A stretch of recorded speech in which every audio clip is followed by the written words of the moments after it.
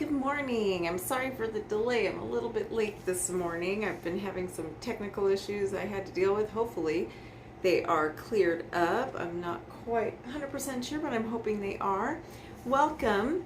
Thank you for joining me. If you're watching the replay, let me know. Give me a hashtag replay. And let me know how your weekend went. I love hearing about your weekends. You guys know I'm all about that self-care on the weekends. It's just so important. If we're going to be effective leaders, we have to take care of ourselves. We cannot be effective leaders if we're not taking care of ourselves. We can't take care of others, right? It goes back to that old adage about being on an airplane. If the oxygen masks fall, do you put the mask on yourself first or do you put it on your child? And we, of course, have to put it on ourselves first because we can't help our children if we are passed out because we don't have enough oxygen. So that's why I focus so much on self-care. That's why I do Mindset Monday for you guys. That's why I do these, I do my self-care Saturday, because I know how important it is to take care of yourself. And so that's something we're going to talk about today, because for those of you who don't know, my life right now is in a season of chaos. And I'm going to talk to you guys a little bit about that and like how to get through the chaos without failing, without just giving up. When sometimes you feel like it would just be so much easier to just quit and not go on. And how not to hide from the problems and how to face them head on and just really embrace it and keep going. So for those of you who are new to my group and don't know me, my name is Evelyn Knight. I am the owner of and the founder of Childcare Business Professionals, which is a coaching company that helps owners and directors learn how to run successful childcare businesses. I'm also a childcare center owner. I have my own center. I will be there all week this week since my director is on vacation, so I'll be there helping out. I was a director for many, many years. Been a teacher in classrooms. I've done it all. I know what it's like to work every single position in a childcare center, and I'm still in the trenches with you guys. So that's what makes me different from a lot of other coaches, is that I actually am in the field, not just from the past, but today I own my own center. So I know what it's like, and I've owned several centers in the past. I'm also the host of the Childcare Business Coach podcast. If you haven't listened to it, check it out. I have some great video or some great content in my podcast. I focus a lot more on business practice in the podcast. So if you find that you need some help with your basic business knowledge, check out my podcast. It's very different than what I do here. Here, I'm really focusing on your mental health. On my podcast, I focus on business. I really try. I do a little bit of mental health. My background is in psychology, so mental health is near and dear to my heart. But my podcast mainly focuses on business practices. I do a lot of financial situations, hiring, firing. In fact, my most popular, most listened to podcast episode is When It's Time to Say Goodbye, which is about when it's time to let your employees go and how to go about it. So again, I'm not going to waste your time, and we'll just jump right into it today. Today we're talking about just not hiding from the problems in your lives and dealing with the chaos. For those of you who are new, you may not know my story. Hi, Colleen. It's good to see you. I haven't seen you in a while. I saw you just pop up there. By the way, my open office hours is in an hour, so I hope you're there. For those of you guys who don't know, my husband is dealing with end-stage kidney disease, and he's been on dialysis now for almost 2 years. The prognosis isn't great. It's been rough, and just dealing with he's had multiple strokes in and out of the hospital. So a lot of times it can be really difficult to run a business because I'm also his care provider. So it can be very difficult running and I run a few businesses, right? So I have my podcast, I run this business, I run my childcare center with amazing help from an amazing staff. By the way, I cannot take credit alone for my childcare center. But it can be really hard. It can be really hard to just keep everything going and have all the balls in the air sometimes, right? I'm also a mom. I have a teenage son. And for those of you who've raised a teenager, you know I have amazing children. I mean, thank God they are actually, on the grand scheme of things, they're pretty easy. But I still have a 17-year-old. It's not easy, right? I also have a 21-year-old who graduated with his bachelor's degree during COVID, and basically straight out of college, couldn't find a job or anything, ended up back home. So just a lot. And we all lived through COVID, right? So that's just where I am right now. So I've just been doing a lot of focusing on dealing with the chaos, because most of the time my life seems like it's very, very chaotic, right?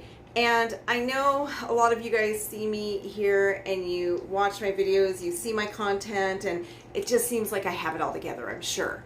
And it just seems like, wow, she's got 2 successful businesses, you know, she's just all of the things, right?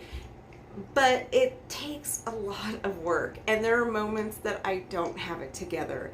There are moments that I just think to myself, how am I going to do this tomorrow? I don't want to. I mean, to be completely honest with you guys, there's days where I just don't want to be an adult tomorrow. I just want to be me and do nothing. And I look around and ask myself at times, is it worth it? You know, is it worth all the work I have to put in to maintain these companies, to do everything? Maybe I should be satisfied with mediocre. And I question that a lot. I do. I ask myself, like, I look at different people that I know, and I do ask myself, why wasn't it good enough for me? You know, and there's nothing wrong if you want to be a teacher your entire life. There's nothing wrong with that. You just have to know what is right for you. And I question when my life is in one of these seasons, I'm in a season of transition, right? I question, why do I have to be a business owner? Why is it important for me for both of my companies to be successful? Why, if I went and got a job, life would be so much easier, right? But would it really?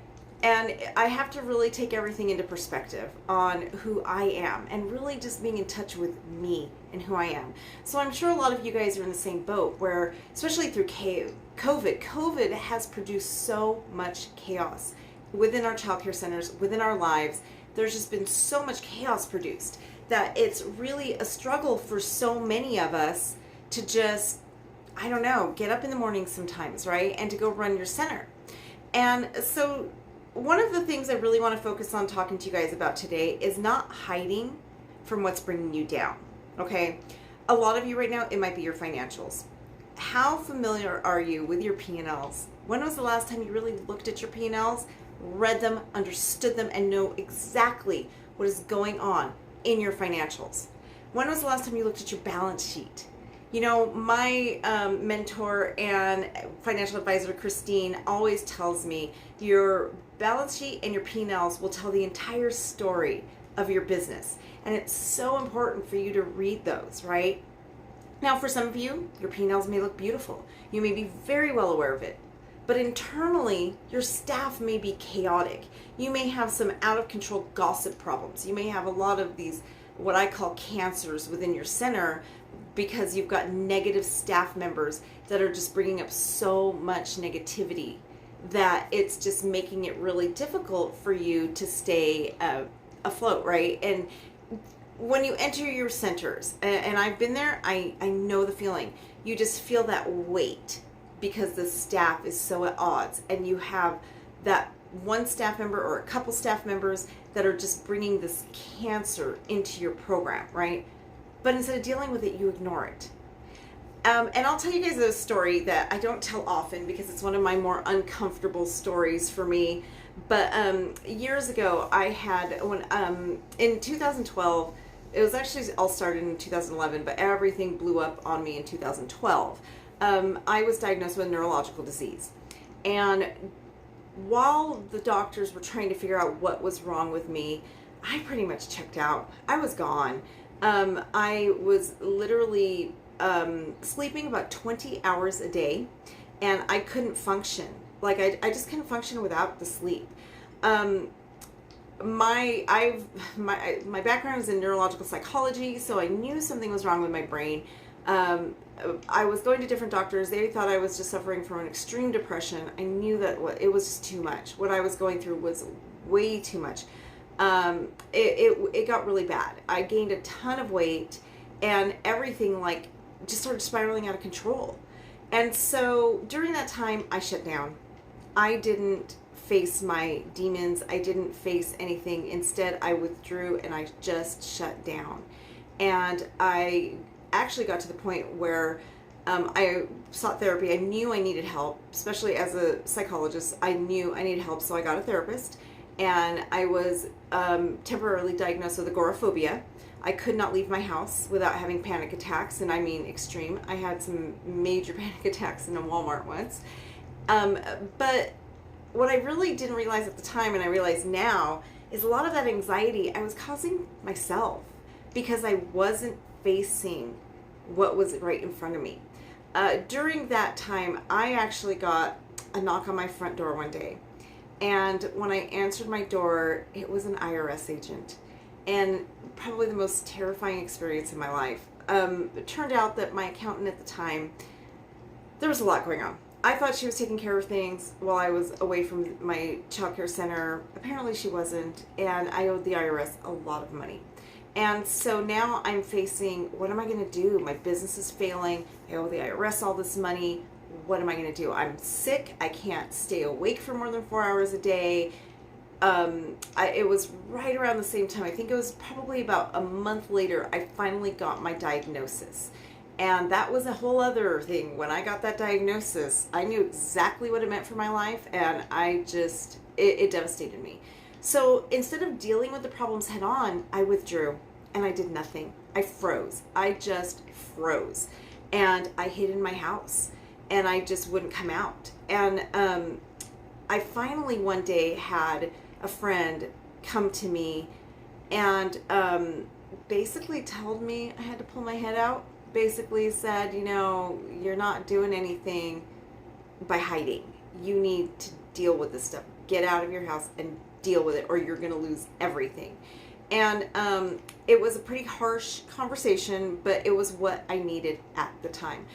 It's funny, I always get the opposite reaction out of people than what you would expect. I'm somebody who's always appreciated brutal honesty. And when people are brutally honest, they always expect me not to talk to them or to get some kind of kickback. But I usually have the opposite effect where I'm just like, thank you. I needed to hear that. I understand, and I know I'm in touch with myself enough to know when I'm really messing up. I needed to hear that, right? So I was very thankful. And basically it woke me up, like literally overnight. And of course, got to give all the credit. You guys know I'm a God girl. God, when I look back on the whole situation now, I can just see how God carried me, how God saved everything around me when I just took absolutely no action. The problem is that as I took no action, things were getting really bad, right? I froze. My business nobody was running it. Thank God I have an amazing staff, right? A lot of the same girls that are with me today were with me then. And thank God they were there, because I would have lost my center if it wasn't for them, because I did nothing.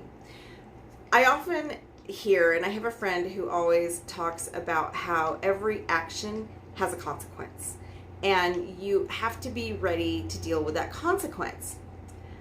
But I've learned in my life that you have to take it a little bit further than that. Not only does every action have a consequence, but every inaction also has a consequence. When we freeze and we don't take action, sometimes those consequences can be a lot bigger than the consequences that come from the actions that we take. In my case, the biggest consequence I've ever had to deal with in my life happened because of the lack of action I took. The fact that I didn't want to look internally at my P&Ls. The fact that I thought I left it to someone else to deal with. As an owner, we have to be aware. We have to know our numbers. There's jobs for owners and there's jobs for directors. The owner always has to be doing their part. We have to be doing our part. The director, there are things that they cannot do, right?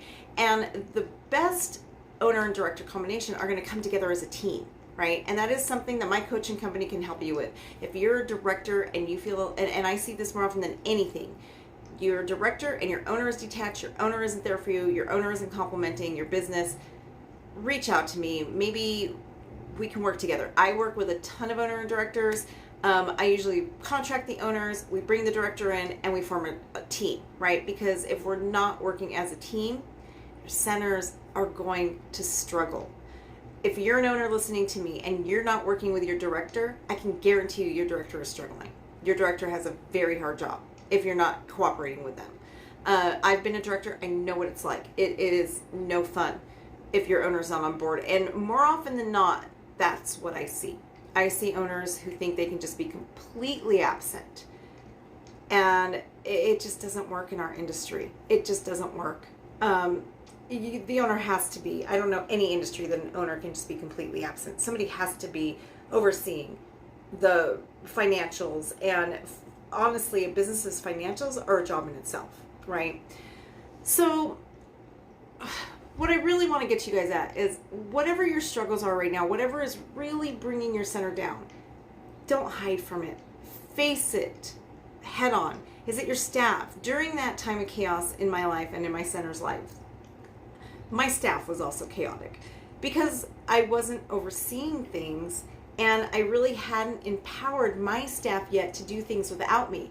I can be a control freak, and I still wanted, even though I wasn't there, I still wanted enough control that I wouldn't allow my staff to fire. I wouldn't allow them to hire. So when I finally decided to get myself together and pick myself back up, and I came back basically to reality, I found a business that was in complete chaos. My business was in absolute complete chaos because I just was completely absent, and I hadn't empowered my management staff enough to run it without me, right? So now I have, my financials are a mess. The accountant bookkeeper, who actually went to my center once a week, she was actually there physically at my center once a week doing the financials. So thought it was getting covered, right?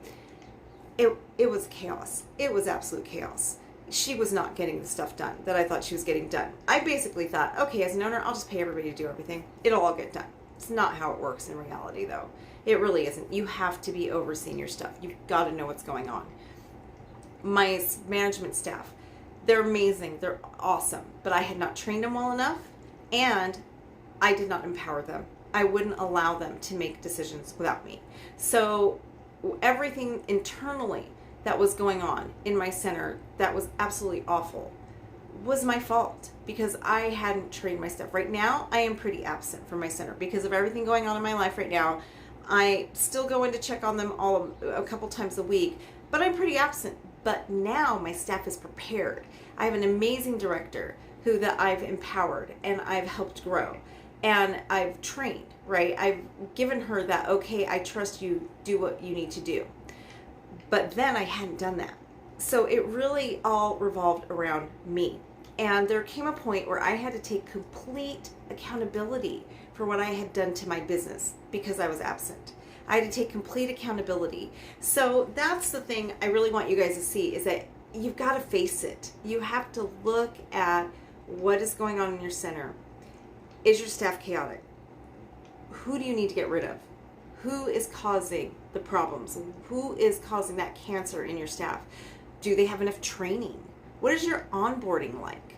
What is going on with your gossip policy? Are you engaging in gossip? I see so many owners and directors who engage and they fuel the gossip. You know, if you're an owner, maybe it is your director. Maybe you need to, if they're fueling that kind of thing, they are creating the culture of your center, right?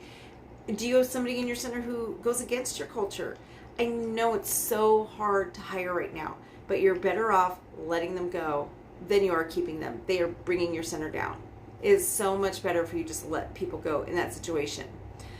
So I want to shift away from looking at the problem now, and I want to shift to looking at the solution, overcoming the solution or the problem. So when you're in those states, I know it feels completely overwhelming.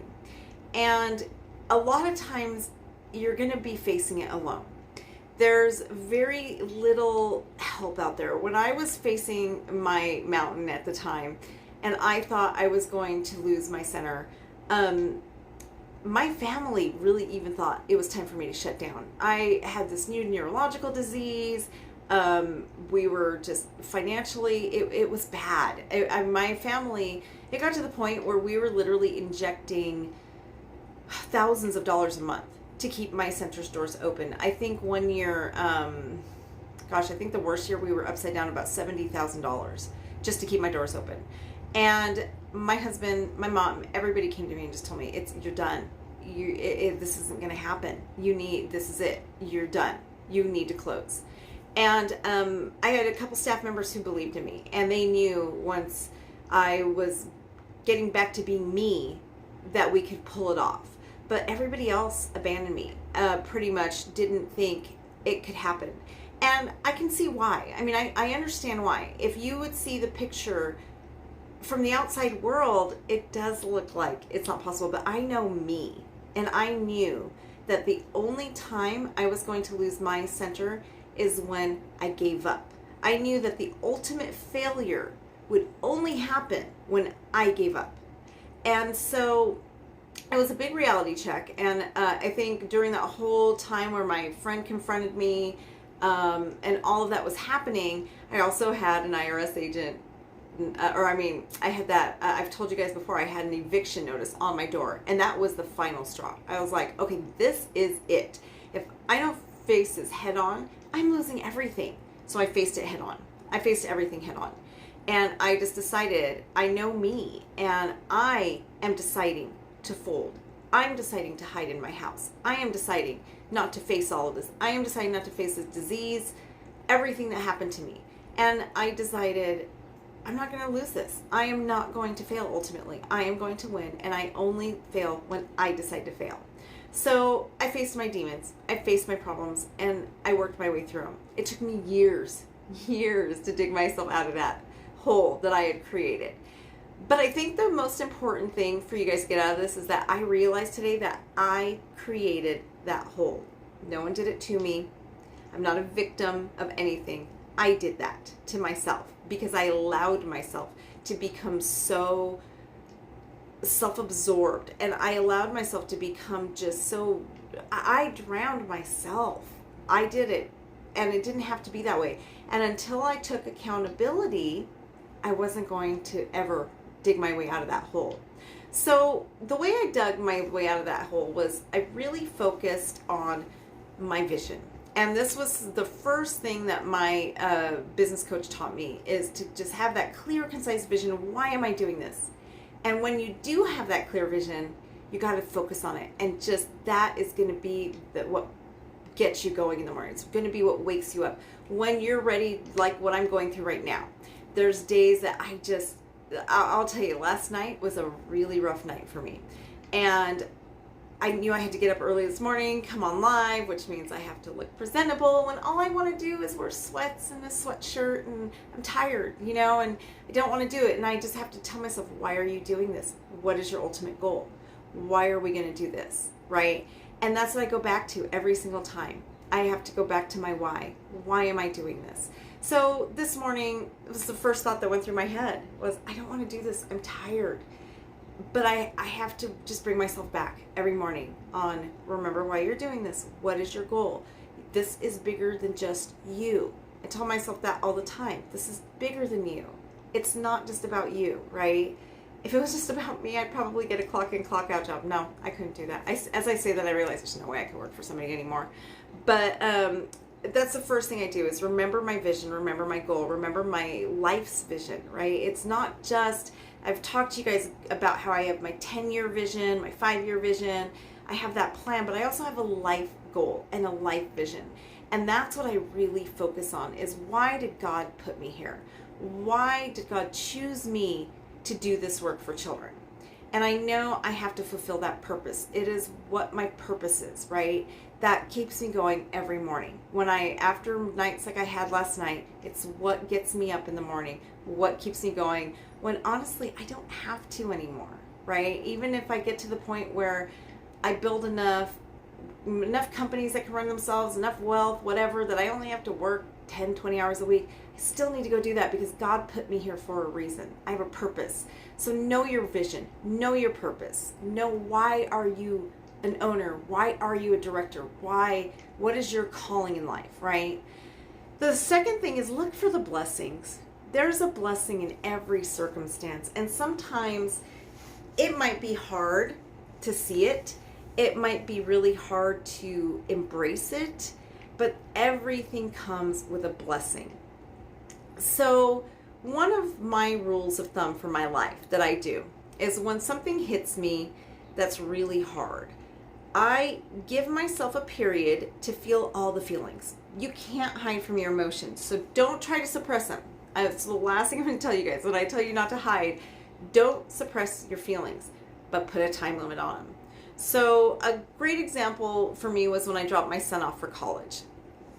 By far the hardest thing I've ever done in my life was driving him 9 hours away to his college, dropping him off, and that drive home, leaving him there, was the hardest thing I've ever had to do, right? It's not the hardest thing I've gone through, but it was the hardest action I've ever had to take. I was ready to move to Oregon, leave Nevada and move to Oregon to be by my boy.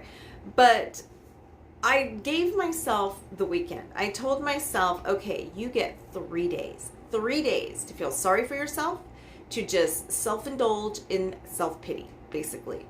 And then you're going to get over it. And that's what I do. I take 3 days. I let myself feel all the feelings. Well, in that situation. So I wouldn't always recommend 3 days. I would really see how big is the thing that you're facing, right? And then decide how much time. There are times that you're going to need an hour. There's things that you might find out at your center. Maybe you lose some kind of contract, right? Or a family you really love pulls their child and goes to a competitor. Give yourself 30 minutes. Feel it. Embrace the feelings. Be sad about it. Be angry. Be whatever. But then when your time is up, I cut it off. That's when I say, okay, I'm done. Now I move on. Next. Right? And I also come up with a new goal that's going to kind of counter out that goal. So like, for example, when my son moved, my new goal that I came up with was completely cleaning out his bedroom and just kind of refurbishing it. He had taken most of his stuff with him to college. So now I had just the basic stuff anyway. So that was my new goal. And I give myself a timeline to start it and a timeline to end it. That way I don't freeze, right? I don't allow myself just to become so consumed by the self-pity. So you give yourself that time frame. So I give my morning or my sad, angry, whatever time, an expiration time. That's my first thing. Then I set another task or goal to counteract whatever it is that's bothering me. So with the example of one of your favorite family leaves your center, give yourself a time limit where you have to fill that spot. Do what you need to do to fill that spot. How are you going to do it?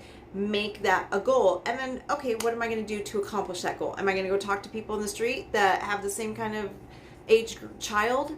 Then I'm going to try and enroll, right? So you're going to give yourself a new goal that'll help you not focus on the depressing part of things, but focus on moving forward. And that's what it's about, is the past is in the past and now we're moving forward.